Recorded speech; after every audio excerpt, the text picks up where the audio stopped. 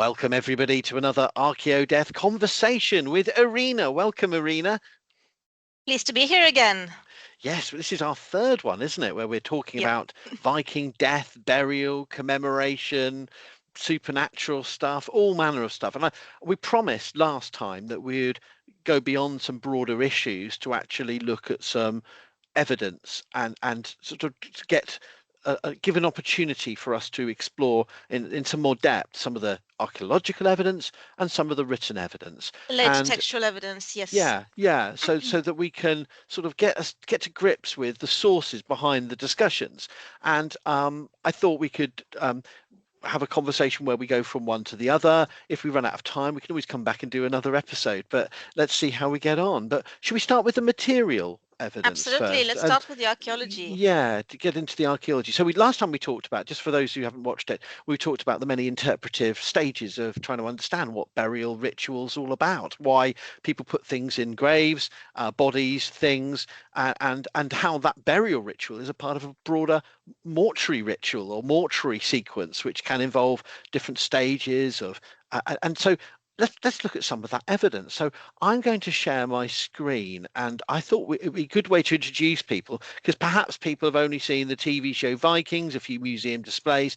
Maybe they haven't looked at some of the more interesting burials that we have. And I fully expect, Irina, you to question anything I say that's wrong, or go, hang on, what about this? And because I can't remember every point, but let's just see how this goes. But I thought a good way of thinking about this is thinking about death as a performance. And we talked about that before, about the idea of funerary rituals are a public event that would have been, every Exactly, yeah. individual, yeah, everyone A attend. complex process involving many categories of people, yeah. Yeah, different people, different obligations, different responsibilities, and different access to knowledge of what they're Right. witnessing. And I think that's one of the things we can think about. And so I thought one of the best graves to start with is the a boat grave of part of this Viking diaspora, this Scandinavian style burial that we start to see around the Northern Isles and Western Isles of Scotland as part of a broader influence of Scandinavian settlement and then subsequently burial practice.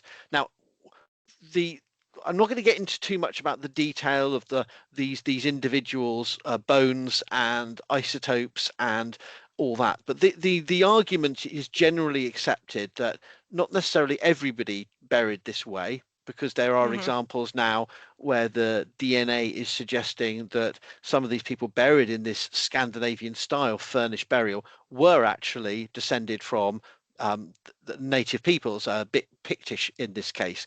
But we are looking at a form of burial ritual that is unusual, is unknown before the very end of the 9th into the 10th century in the Northern Isles of Scotland. So this is from Scar on Sanday in Orkney, and this is an artist reconstruction, and artist reconstructions come with their own baggage, because this is so many guesses and inferences are packed into this kind of image. But I start with this artist reconstruction because it helps to show you that you're dealing Hmm. with a part of a boat that's been used as a macro coffin, if you like, a giant sort of Right. architectural space into which multiple individuals have been placed and carefully arranged. Um, yeah, and I thought that would be a good starting point. And obviously it's annotated, so you see some objects have been blown up. They're not as big as they are. You can see the small little, the sort of little casket there, and then these are the objects that were found within it. So they've illustrated that to help make clear that within this display there would have been the bodies laying on textiles, objects placed beside the dead. But there's a bit of a deception here, because actually in a lot of these burials, it's evident that they are actually wrapped, and the bodies may not have been seen in this way by early medieval mourners, by Viking period mourners. They may not have witnessed everything laid out like this. But it does help to give you at least a sense of the rich range of objects that have been selected by the survivors to be placed with the dead, and around the dead.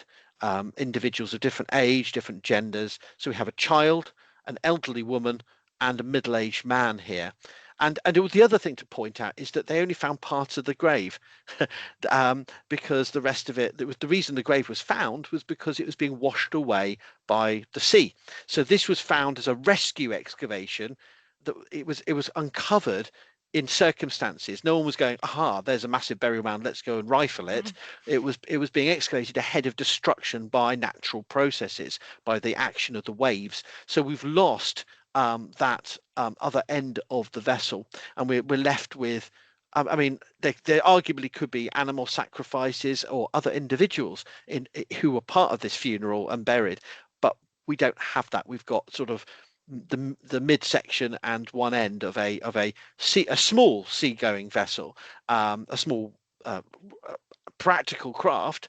It's a clinker built ship, boat, sorry, probably a bit more appropriate description. It would certainly have been a effective vessel for moving between islands. You're probably a bit more risky taking it all the way to Norway or Ireland, but you could if you wanted to. But it's much more likely this craft would have been a local fishing vessel, local transportation for local exchange and trade, and going to see family and all the kind of practical local things. In many ways, it's an intimate object. It would have been a known object in itself, and perhaps highly valued in terms of the wealth. But also perhaps it was named, perhaps it was part of the story of the burial in itself. And then all the other objects bring their own connotations of different activities, different where they were acquired. Maybe they all had stories that informed their selection. And they needn't have been, as often archaeologists always say, and we talked about last time, we can't assume that all these objects were necessarily the possessions, the personal Right. items of the individuals. I'll pause there because that was a lot of waffle, but It's a bit of a theatrical exhibition, right? With these yeah. burials. I mean, even if you were doing this in the most practical terms, and this gets back to the points we were talking before about the performance, because even Yeah. you could imagine a really boring Viking funeral where people went, "Let us now add an axe." Okay, has anyone got the axe? Pause. Awkward pause. Yeah. Oh yeah, I've got an axe. And boom, boom, boom, axe. And one could imagine, and we can go to the other extreme and imagine every item has a story told about it, and a good length of time talking about the object and being placed by different individuals. And while I think we can make fun of either extreme, I think it's very difficult to imagine that this wouldn't have been the very number of objects here mean that this would have been take time. It would have taken time. It would have taken that I don't think anyone in our world has been to a funeral where the burial practice would take the kind of time and effort and people that this would involve.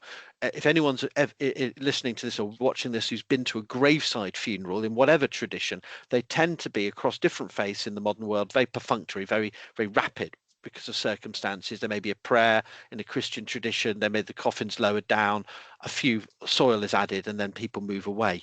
This is very different, and that's really important for people to get a grasp of how different. And yes, so we can imagine a really ridiculously practical funeral where people just going list, right, who's brought the gaming pieces, who's got the shears, but but I think it really challenges us to see it in such practical terms. This has to be seen, I feel, as an elaborate multi-stage performance where the objects brought stories. They maybe myths were told about them, as Neil Price has argued, and I think that's very convincing. These objects would have been more than the objects themselves. They would have been props in some kind of performances and perhaps stories being told that link these individuals to their perceived heritage, Right. or And perhaps myths in different ways.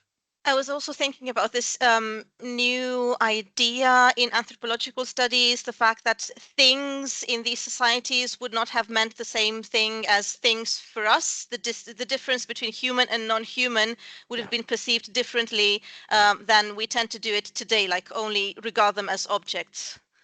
That's a really important point, and I balk at times at reducing that down to a sort of snap soundbite narratives about an animist worldview, which seems to be sort of a way of applying this to almost anything um, that's non-modern and non-capitalist as animist. Because firstly, our own society, we do that anyway. we all have personal favorite objects. From we We do, yeah. anthropomorphize our cars, our bicycles. I have a bicycle. I own my bicycle. I've got a few bicycles. I've got three bicycles. They've all got names, and they all and I talk to them. So it's not madness. It's perfectly normal. And yeah, we all have favorites. We talk to our pets. So at one level, it's a very human thing. We don't have Hmm. to create this exotic othering of the Viking period to see that. But equally, I think it's really important to say we see that in some of the written sources, the textual evidence, and we also have it in some of the archaeological evidence that suggests that these objects were valued, were cared for, were curated, and were perhaps carefully selected. So yes, were these simply objects that were that around that just could be used? Oh, we'll need to bury a shield. Has anyone got a shield? Or is it more to do with this was the object that linked that family to a particular raid, a particular mercantile adventure, a particular piece of land, a particular story? And I think A part that's of the memory that would have defined that family yeah. or community. Yeah. Yeah, and we can't always reconstruct everything, but I think as a starting point, understanding this kind of rich funeral, and as I said, not everyone would have necessarily seen everything on display like it was laid out in a village, a village fete, a harvest festival in a modern context of everyone bringing a piece of a canned fruit to the whatever it may be. But I still think these objects, their wrapping, their placing would have been public performances, and so if we look at some of this is the actual archaeological evidence, which is slightly less engaging and inspiring, um, and it helps to make an honest point about actually we've lost a lot of one side of the grave, and with a lot of inferences. If I can quickly skip back, yeah, okay, there's a lot of guesswork because we've lost half of one side of the boat, Hmm. but we've got enough objects there and bones to begin to tell a story.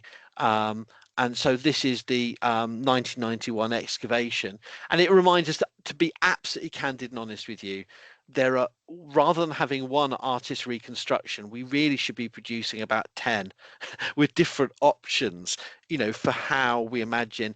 Yes, the colors here are informed by what we know of dyes and textiles at Hmm. the time, and I like the fact it, even 30 years old, this captures and challenges the aesthetic of the dark ages, the brown and blacks we obsessed with costume.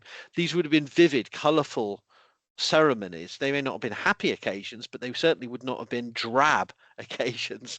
Um, and you can't get that from a plan.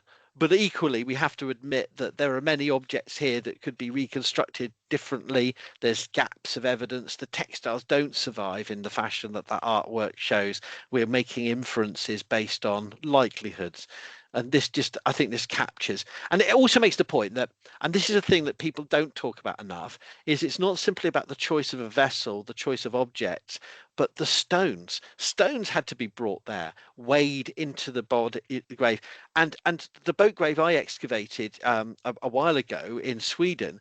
A lot of the we couldn't we mapped it and planned every stone and photographed every stone, and we couldn't, there's nothing to prove it, but you could see different stones of different size which would readily be transported by people of different ages and abilities. And it does make you wonder about the very act of construction would have been as important as the choice of objects. That this is a funeral that would have been participatory. Yes, some people may have been doing more than others. There would have been perhaps enslaved people's labor, there would have been family community labor, neighbors would have been involved, but the choice of even the stones is work. You have to add them in particular places, balance up and construct the packing of the grave. And I think that needs to be remembered too before you start building any mound or anything else, which Yeah. is Yeah. again, it's the actual. It can go terribly wrong, and I mean I haven't been at a funeral where the coffin has fallen over, but if you don't have professionals or at least people who are vaguely sober involved, these funerals can easily go, or you're right, they can easily mess up, and so we have to imagine there's at least one or two people trying to organize things. um, and whether that's and I think there would have been perhaps multiple ritual specialists involved. We always evoke Ibn Fadlan and an angel of death, but she would have Mm-hmm. been doing a very particular task, and there may have been other Right. people who were in charge of different events, making the food, actually constructing, moving the ship or boat, arranging the bodies. So actually, I think it's more helpful to think of potentially many different kinds of special role rather than ritual specialists as one category. But we can't be sure.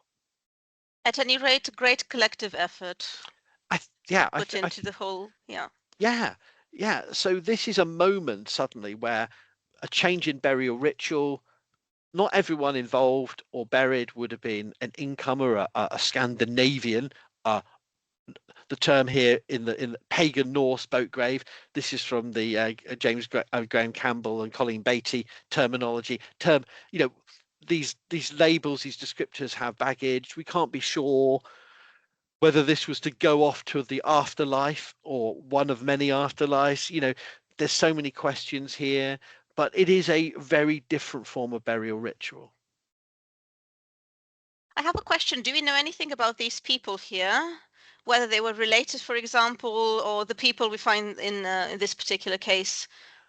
I can't remember. I was just going to quickly go on to I've got some of the more details here that I don't know if we know about I can't remember if these were individuals that were included in any subsequent Okay. DNA study. Off the top of my head, I'll have to check, but I don't think so. They were certainly of different ages, a child around 10. A woman put at the age of 70, which we really can't do. That's a massive Mm-hmm. guess because osteologically we can't really estimate age over the age of 40, 45, depending on which Yeah. specialist. But an old elderly woman, a woman who looks a very different age group and generation to the man. So we could be looking at 3 generations of the same family. We Mm-hmm. could have been looking at people who died together because they were part of the same group or extended. There's so much guesswork here.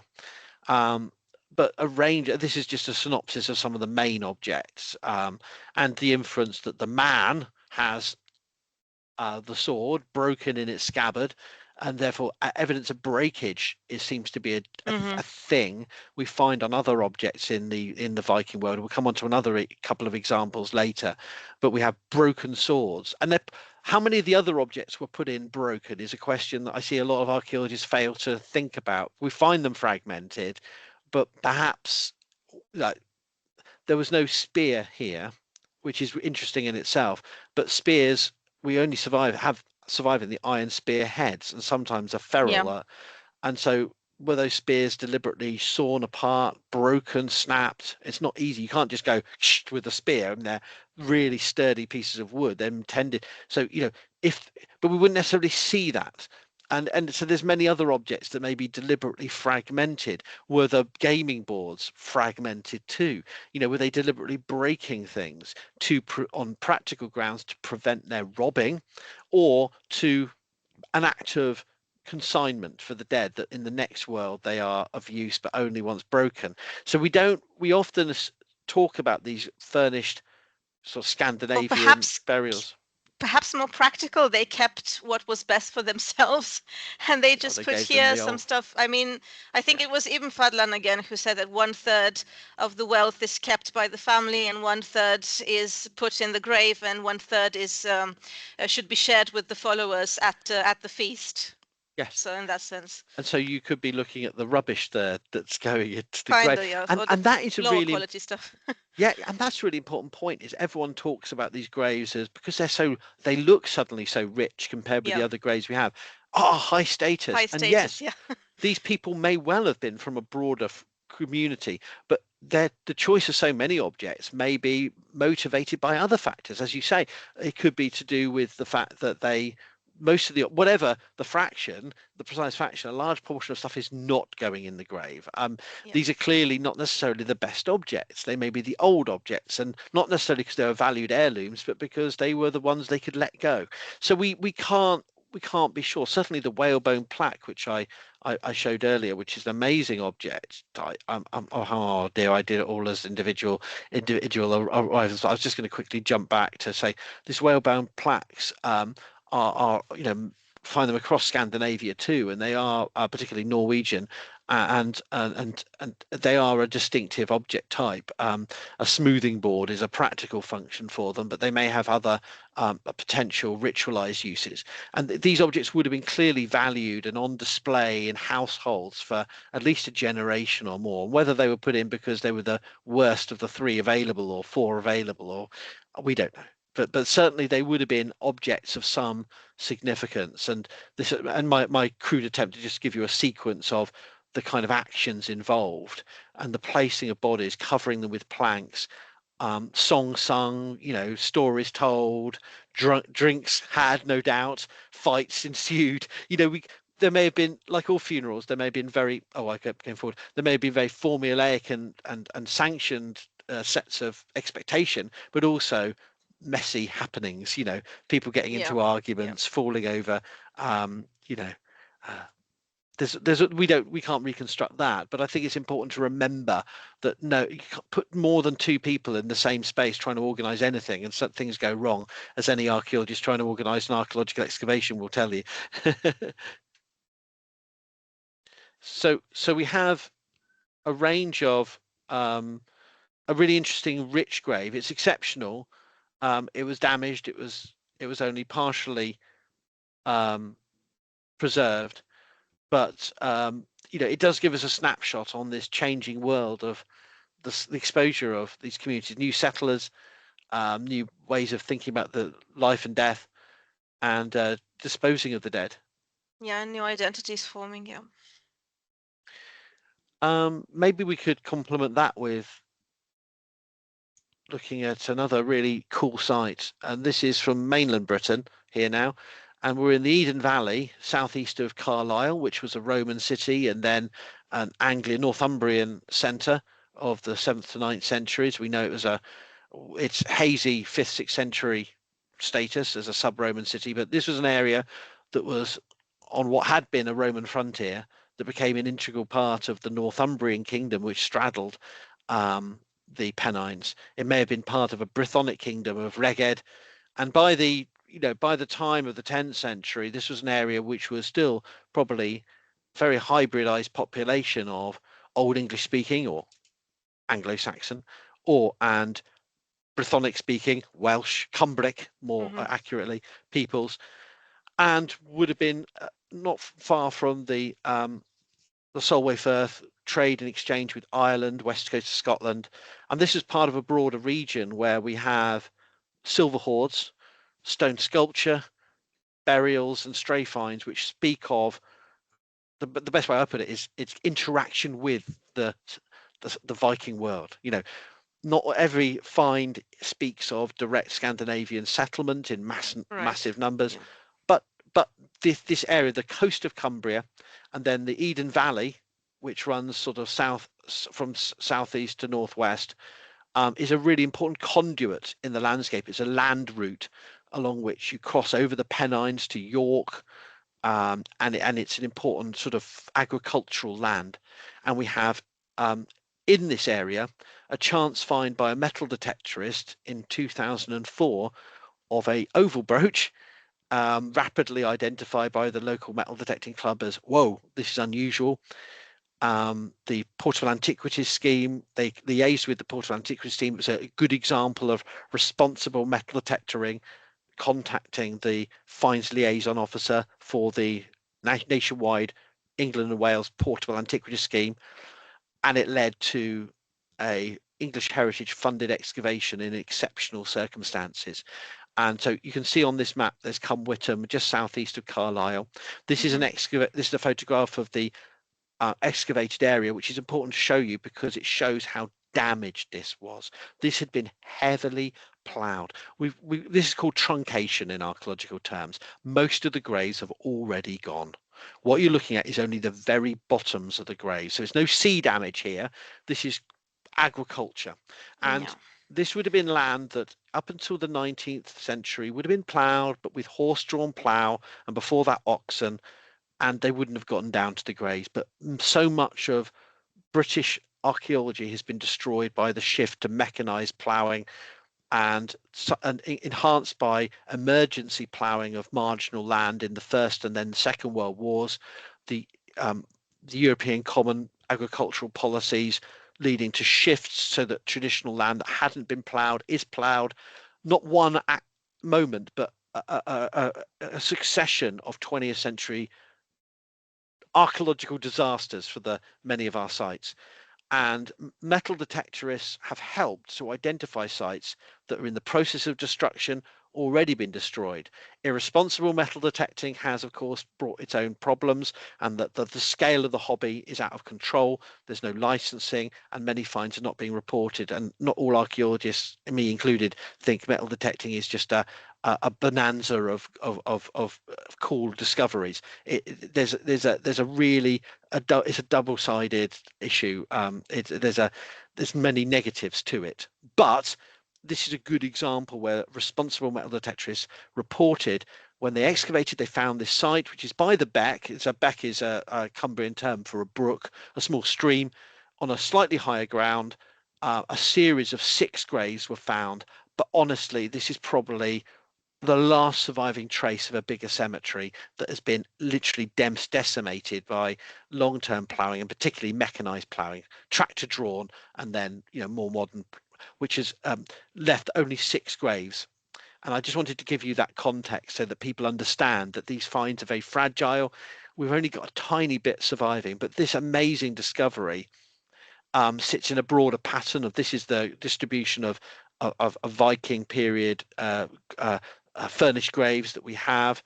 The settlement, we only know a church there from the late 12th, 13th century.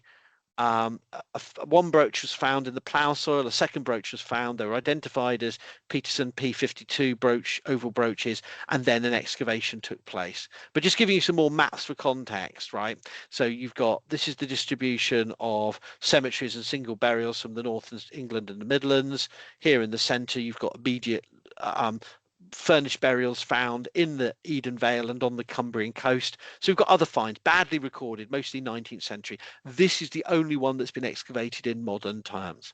And while there's many debates we could have about place name evidence and how we interpret it, this is the dots on maps for boo ending Scandinavian place names, showing you that this Cumbrian area and Lancashire, and then dropping over into North Yorkshire, is packed full of Scandinavian place names, settlement names that have a Scandinavian origin, either in a prefix for a Scandinavian personal name, or a suffix which is a settlement name, particularly by, boo, meaning a place or a farm or a settlement of some kind.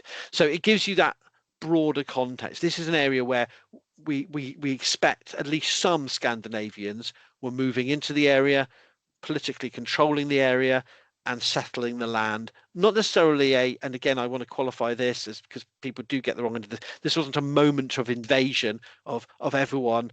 The British speaking and the Anglo-Saxon speaking people, slaughtered or expelled. This was probably a much more, I wouldn't say peaceful process, but a much more gradated structure process over a generation or two, if not more.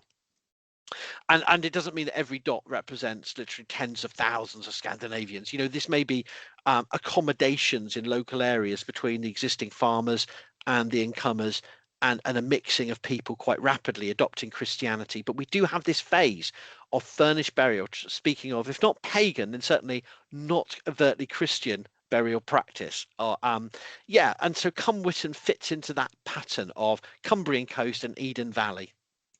And the burials, they found 6 burials, no children.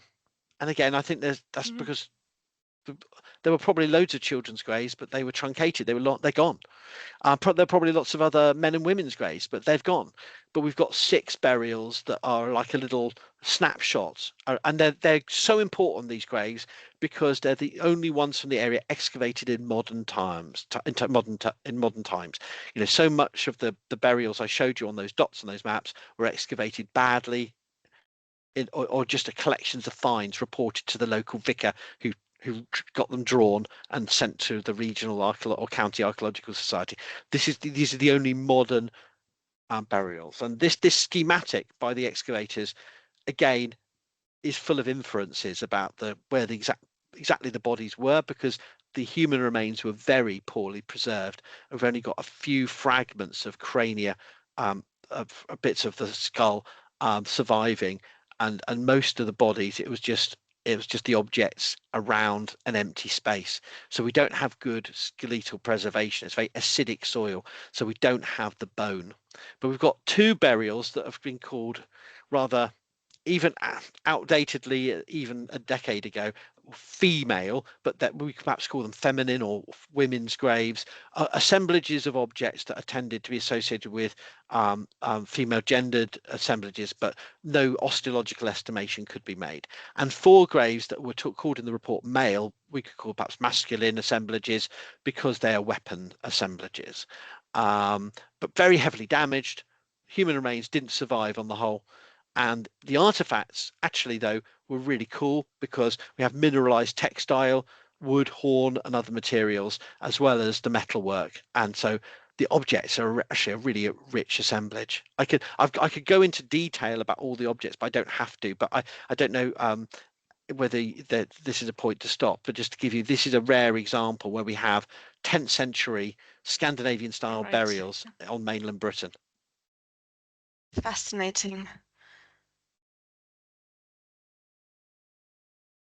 And yeah, I mean, the report itself by Oxford Archaeologists, these are commercial archaeologists, really good professional reports with detailed recording of the objects. But we've got to remember, this is just a snapshot. And if you look at some of the graves, this is the stuff that was found in the plough soil. So some of these are matched to graves, so we can guess they may have come from particular graves that were dug. But there's a lot of stuff that we can't quite know. Maybe they were from other graves that are long destroyed. Mm-hmm. So we got, brooches, weapons, spurs, buckles, just random nails, because these people may have been buried in coffins or on biers, or with other wooden objects that were fastened together with nails, but we don't have them surviving. So the photograph is of an open work key. We've lost the key end, but this is the open work handle body of the key.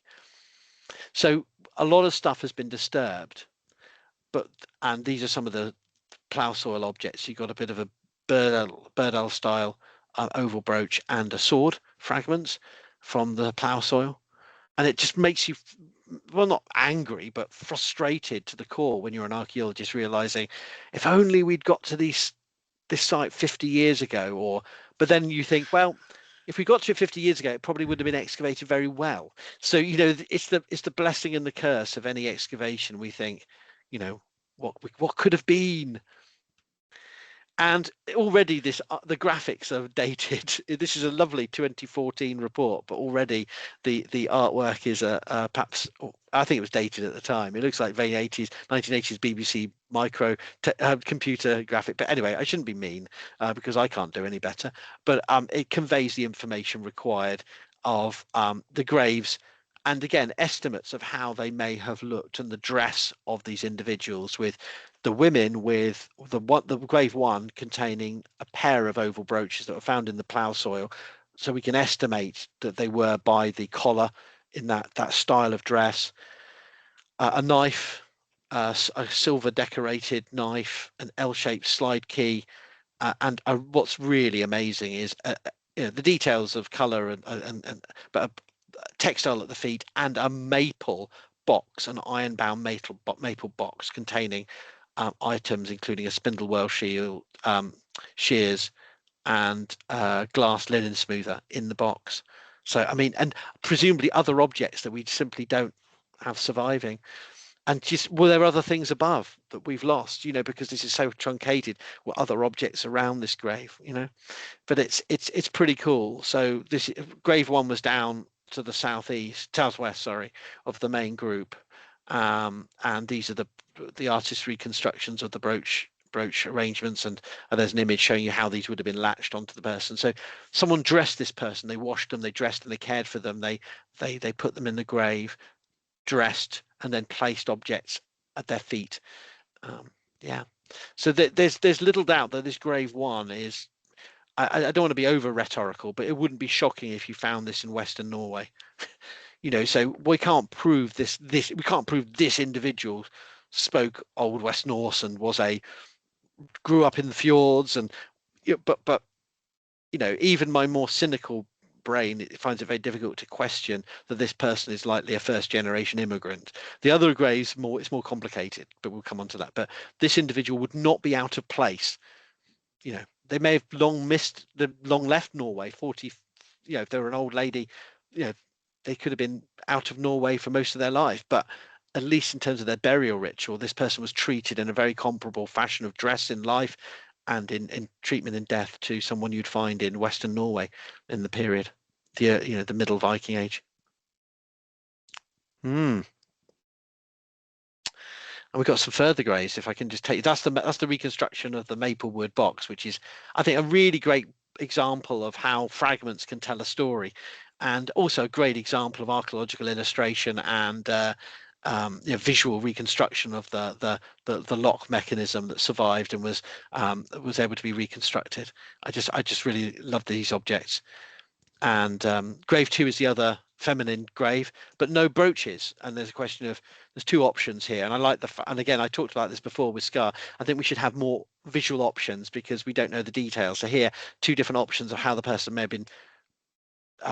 One idea is that they had bits of sealskin surviving, so they may have had a sealskin cape, and they were they laid on the ground, or were they laid on furs? There's evidence of some kind of animal furs underneath. No human remains surviving. We guess it's a woman, but the objects are the brooches in the second illustration are put in, but we don't know they were there. We have a drinking horn, an arm ring of oil shale, shears, sickle, comb. And these are some of the objects that were found in that second grave, the second feminine assemblage or woman's assemblage. Items linked to textile production, dress accessories. Yeah, it's really great stuff. I don't know if you want me to pause, or should I just go on and show you some of the other images? Is this okay? No, go on. This is absolutely fascinating. Okay. I didn't want to. I won't go through in so much detail, but the four other graves that you'd call men, because they're weapon burials. The weapons graves, yeah. Yeah. And possible beer or grave lining or coffin, a ringed pin. Now, the ring pins are probably made in Dublin. They show access to these trading networks around the Irish Sea, and they're an object that gets to Scandinavia, but they're not from Scandinavia. So this is an adaptation to a colonial context, if you like, of a hybridization of a style of object that's widespread on the Isle of Man, in Western Isles of Scotland, Northern Isles, but also here in Cumbria, showing you, were these objects tied to an ethnicity? Probably not. But were they tied to a singular style? Probably not. But they are an object circulating in this world. So we have an individual who may have been wrapped in a cloak. The colours are obviously guesswork, but he's wearing spurs. So he's buried with spurs. No horse, but he's buried wearing spurs. Died with his boots on, they'd say in the Western films. With a folded knife, perforated whetstone, buckles, flints, probably for striker lights. No spear in this grave, but a sword over his right chest, and that's a pretty distinctive positioning. So that was an object that was placed in the grave. You couldn't have worn it like that. You'd look a bit of an idiot if you're trying to wear a sword. Let me fight back by. It's like something out of the Last Kingdom where they've always got them on a back scabbard. But here, you can't pull a sword from this position. You'd have to have it down. So, but this is about honouring the person by depositing an object. Was it their best sword? Was it their worst sword? Was it someone else's sword? Was it their father, the uncle, brother, son even? We don't know. But these are objects that are placed with the dead to honour them. And here are some of the objects, just to give you a quick flavour. And what's really interesting I forgot to mention, is that the sword, while it's reconstructed here intact, the sword hilt looks like it was snapped. And can you do that by accident? Is that because it was a broken sword and they said, let's give him that one? Or was that an act of decommissioning of the object for ritual Yeah, it's really purposes. hard to interpret it because, I mean, you do have examples also in Norway about swords that have been deliberately killed, but they're not really, they're separate from the grave. They're not in the grave of the person. Yeah, I yeah. think it's something different, or Oh, the kind of stuff you would find in bogs with the killing of the weapons. exactly, and that's the difference, isn't it? Yeah, Is these aren't bent deliberately to create a sort of yeah. performance of the blade. And when you got the Isle of Man, is it Balatir? I always get my ballas mixed up, but the object, the sword that's broken in the hilt, and you think, well, is it just a broken object? You've got a silver ring, you've got pins, you've got the whetstone. Grade 4, the second of our weapon burials. Here's the spear, and the spear has been placed shaft down. So the spear head is Hmm. at the bottom of the grave. You've got an axe, you've got a sword, you've got a shield laid over the top, a ring pin, a single bead that may have been on a necklace. So men wore jewelry too, but usually only a single bead or a small collection of beads. Um, and here's the shield boss. This is the kind of survival we've got. Here's the shield boss. Here's the axe head. Was the axe decommissioned by being broken? But we won't know because it's got a wooden shaft. So we can't know. Was the whole shield there? Or was it just the shield boss? Well, I think it's very unlikely that there was just a shield boss. It'd be a bit of Yeah. but we can only infer with the metalwork. We can't the leather and the wood. Hang on, have I gone forward or back? Yeah, no, okay, that's right. Sorry. And here's some of the other objects: the sword, the ring pin, The ring pin, yeah. and the buckle. Grave 5. This was the most wealthy grave, and this had a really interesting feature. So can you see this kind of arc here? This was a deliberate, humanly cut ditch, and it's all on a bit of a slope. So there's different ways we can interpret this. Is this part of a barrow, a burial mound? This was the ditch used to construct it. Was it a screen? Was it a divider? Was it some kind of grave marker? There's different ways we can interpret this, right? But I think it's not outrageous to suggest it's a surviving part of a ring ditch of a burial mound, but we can't prove it. Um, but it seems to protect this grave, and that happens to be the wealthiest grave. So take that as uh, and it looks like a drinking horn at the head, almost like ready Hmm. to be gulped down. Sword placed in a more practical location, not on the body, but beside the body. Spear in a similar location. And here, this is the third weapon grave where you've got objects. You've got objects at the foot. If you go back to the previous one, we didn't have any demonstrable objects at the feet of these, but the women did. But this is the first weapon burial where there's objects at the foot, including textiles. Um, and so here's the range of objects: 26 artifacts in total: iron, prick spurs, beads, 3 beads in this case, a seax or sax, which is a sort of a dagger slash one-sided short sword, depending on the way you describe them. They do vary in length. A spearhead, folding knife, silver coin. So we've got a silver coin, which is nice, an old coin as well, a 9th century coin, but this may be an old coin. So why a single coin? That seems almost the most ridiculous, incongruous thing to have. Um, and here's the X-rays of these weapons, just to give you a sense of what we've got. Again, incredibly corroded. And here's the seax and the prick spurs,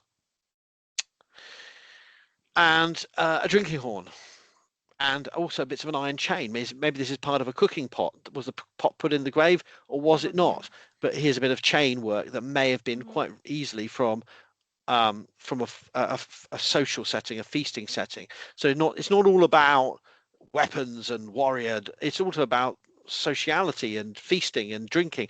And this isn't necessarily an individual practice. Remember, these objects, and this is where I think we perhaps put too much of our own identity on these things. We think these are the objects of a man who was a warrior, who was using a spear and a shield and a sword and a sax all at the same time somehow. No, these are objects probably given by multiple people as part of a community activity to create an identity in death for an individual. Was a choice, a selection of objects, a selection of stories, a selection of moments to honour and remember them into whatever future they hoped they would have, and that this community remembered. And finally, grave 6, not as well preserved. Again, human remains poorly preserved. Spear, ring pin not worn, but on a by the side, suggesting this may have been with a cloak that was placed in the grave rather than worn on the body. So some of these objects are being placed in the grave, not worn.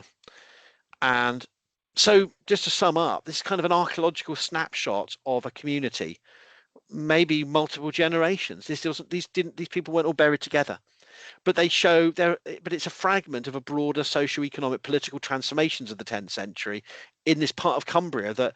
Before then, for generations, people were living and farming there, and they're not using these elaborate rituals and grave goods. It doesn't mean that there weren't elites, doesn't mean there weren't mixtures of belief and practice, but suddenly the Scandinavian moment brings in this different burial tradition.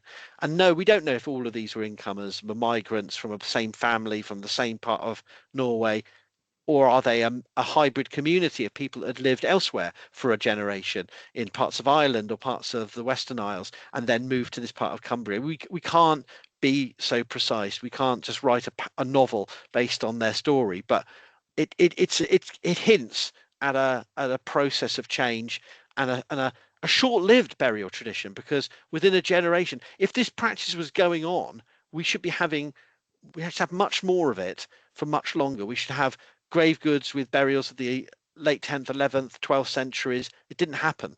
Whatever they were doing here, however they valued this as a expression of their pagan Norse identity or not, it didn't last long.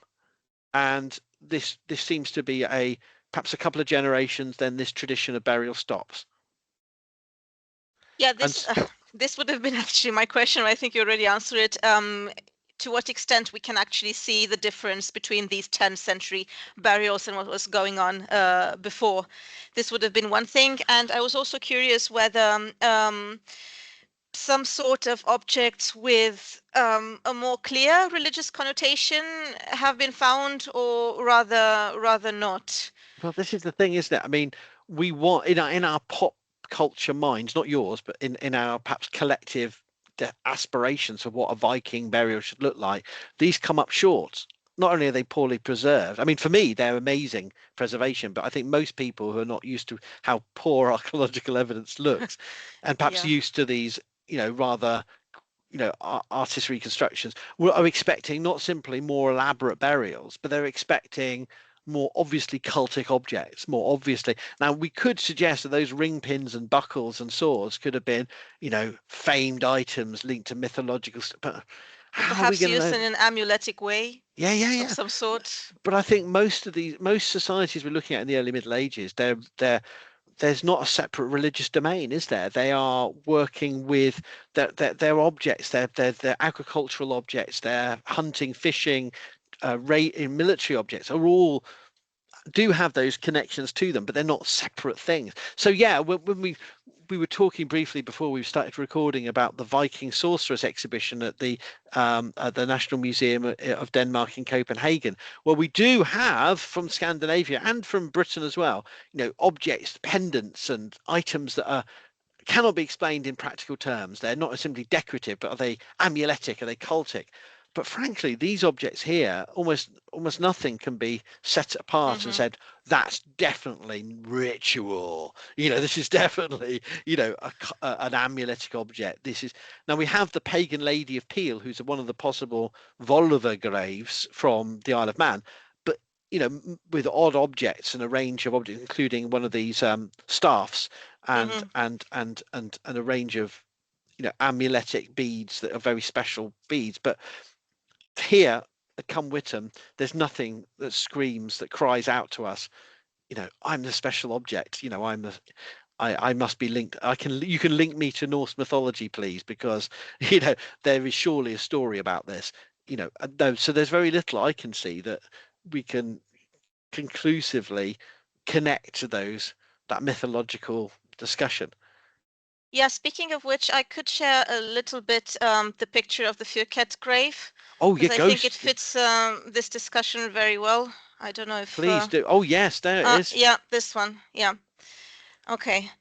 Yeah, so this was found also in the 10th century, 10th century fortification in Öland. It's one of those fortifications of the Trelleborg type, the circular enclosures, huge discussions about those as well, whether they were economic centers or military assemblies, royal supervision, or where they had anything to do with some sort of political project that was abandoned.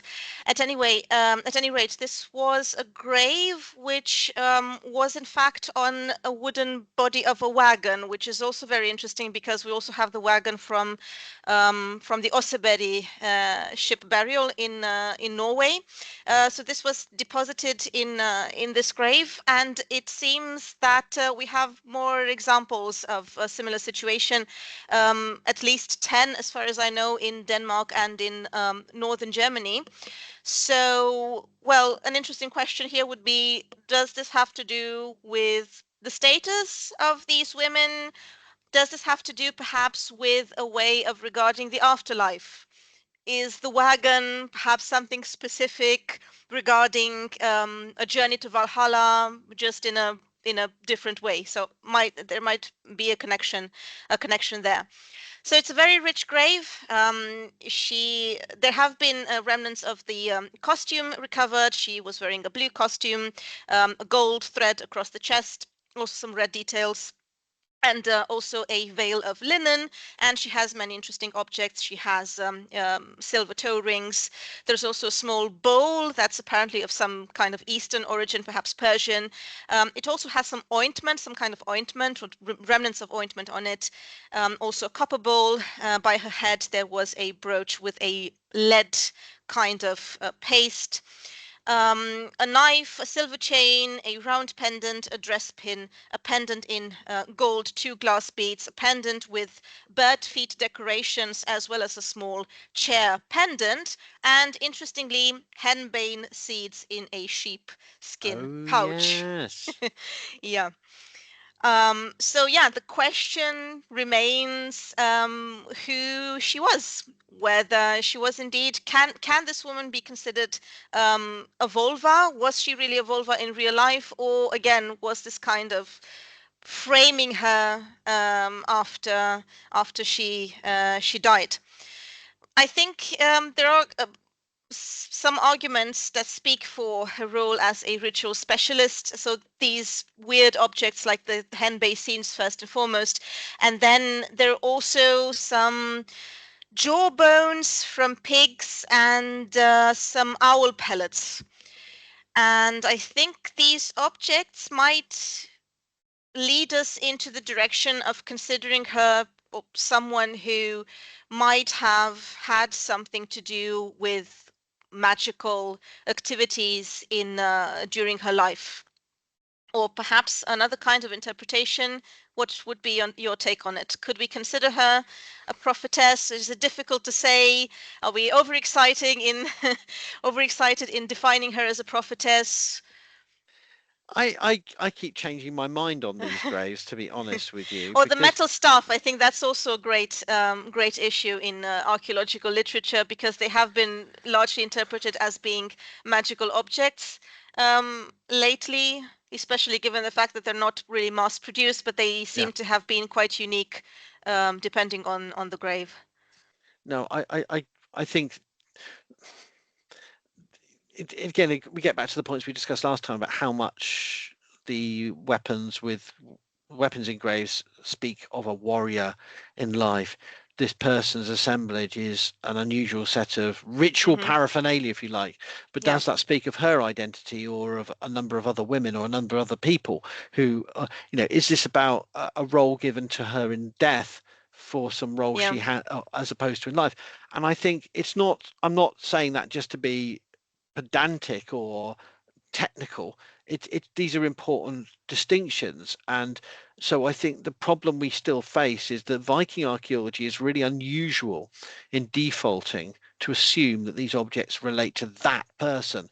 And this is I think it's really important to remember how out of step Viking period archaeology is in quite emphatically. And in the report I talked about for Cumwhitten, they take this view of their possessions of that person. Maybe, I'm not saying they weren't, but there are other interpretive avenues. So when I see a burial like this person was clearly at an exceptional site at an yeah, exceptional time at that site. And it wouldn't be unusual to see this as part of an elite retinue and practices linked to them, in which women may have had a range of roles. But I suppose my kind of, you know, there's a bit of a, in terms of the complicated nature of both masculine and feminine identities in this period, I just feel it can be used as a lazy cop out for actually accepting that women may have had more secular influence and power as well, and seeing them as some, oh, we're doing all our manly things, drinking and eating and sailing and raiding, and bring in the weird woman who will do something strange, and I suppose that's my kind of my reluctance to go down this route. And that was certainly my experience of seeing the way it's being displayed to the public at the National Museum in Denmark, where you're given this immersive experience of a woman sort of squawking in your ear or croaking in your ear about how she's scary and weird and will tell you about the gods. And I thought, oh, really? Is that because I think it's the problem is giving it an official status or role. Like these were priestesses, they were seeresses, there was a station and role, and maybe some of them were, but I wonder if some of those objects also speak of their family, and these were also part of communities. They had social networks as well. They weren't just the random weirdos who walked from settlement to settlement, giving bad or good news about the crops or about, I do wonder whether they were Yeah, I think they might have had less, an ambiguous status. I mean, if I look at the yeah, written sources, they were definitely respected in their communities. There is an ambiguity regarding their role in the sense that even in the Poetic Edda, there is one passage in the Völuspá where it is said that you should be wary of what is being prophesied to you. But on the other hand, I think they were very important in the sense that they offered comfort in times of need, and yeah. it was some kind of social confirmation that at some point the famine will come to an end or things will get better at any rate. So it's interesting for me to see the connections with the written texts. I do believe that they were important characters because they are mentioned even in old sources that are not from the Viking Age. I mean, Mm, this role of the prophetess, you find it in the texts written by Tacitus, for example, when he speaks of Veleda, and Veleda being not only a prophetess but also a woman who takes part in military negotiations and so on. So I think there was, by the time the sagas were written, there was at least the memory of such women that had some kind of agency in the Viking Age and before the Viking Age. We should take it with a pinch of salt, of course, especially when we read the very, very lengthy description of the vulva we have in the saga of Eric the Red.